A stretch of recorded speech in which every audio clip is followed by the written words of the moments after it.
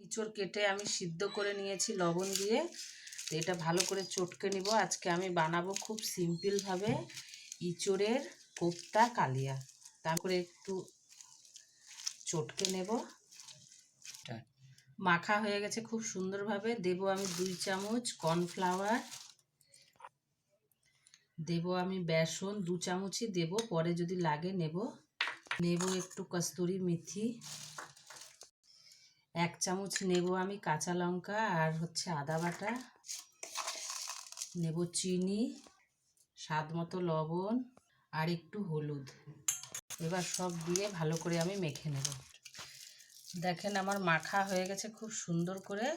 আমি এক সমানভাবে এই যে গোল গোল করে আমি সব কোপ্তাগুলো করে নিই। এই দেখেন আমি বলের আকারে সব কোপ্তাগুলো করে নিয়েছি। আর এই জায়গায় কিছু জিনিস নিয়েছি আপনাদের দেখিয়ে দিই। এটা হচ্ছে কস্তুরি মেথি, এখানে আছে 2টো টমেটো, এই জায়গাটা আছে জিরা, ধনে আর রেড চিলি পাউডার শুকনা, দই দিয়ে আমি পেস্ট করে রেখেছি, দই 2 চামচ নিয়েছি। এই জায়গাটা আছে 6-7টা কাজু, 2 চামচ তিল পাটায় বেটে নিয়েছি। এই জায়গাটা আছে 6-7টা কাঁচা লঙ্কা, একটু আদা বেটে নিয়েছি। ফোড়নের জন্য আছে জিরা, শুকনা লঙ্কা, তেজপাতা আর একটু হিং। তেল গরম হয়ে গেছে, আমি আলতো আলতো করে বলগুলা ভেজে নেব। খুব আলতো করে এটা ভাজতে হবে, না হলে ভেঙে যাবে হুড়ফাড় করলে। আর একটু হবে, এবার বের করে নেব। দিয়ে দিব শুকনো লঙ্কা, জিরা, তেজপাতা, এবার দেব হিং, দেব টমেটো, দেব আমি কাঁচা লঙ্কা আর আদা বেটে রেখেছিলাম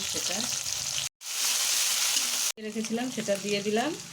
জিরা, শুকনো লঙ্কা আর ধনে গুঁড়ো, তিল আর কাজু বাটা ঢেলে দিলাম।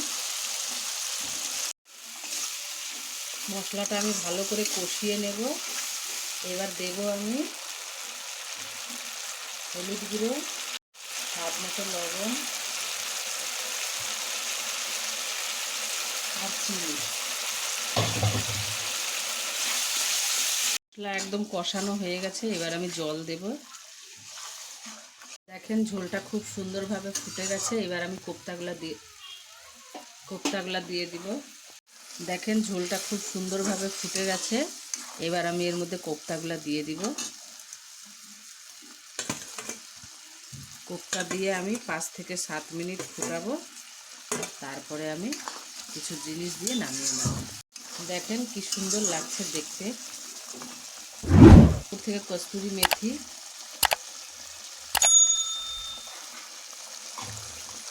দেব 1/2 চামচের মতো ঘি। এবার একটু ভালো করে মিশিয়ে আমি নামিয়ে নেব। আমি কিন্তু এর মধ্যে একটা জিনিস দেইনি, সেটা আপনারা অবশ্যই আমাকে কমেন্টে জানাবেন যে আমি কোন জিনিসটা বাদ দিয়েছি কোপ্তার মধ্যে। এবার দেখেন কোপ্তা কারি হয়ে গেছে ইঁচড়ের, এবার আমি নামিয়ে নেব। দেখেন আমার কোপ্তা কারি হয়ে রেডি। ভাত, রুটি, পরোটা, ফ্রাইড রাইস সব কিছুর সাথেই খেতে পারবেন। তো আমাকে কমেন্টে জানাবেন রেসিপিটা কেমন হয়েছে। আর আপনারাও অবশ্যই এইভাবে বাড়িতে একবার বানিয়ে খাবেন। আমি পুরোটাই একদম নিরামিষ করেছি, আপনারা চাইলে পেঁয়াজ রসুন দিয়েও করতে পারেন।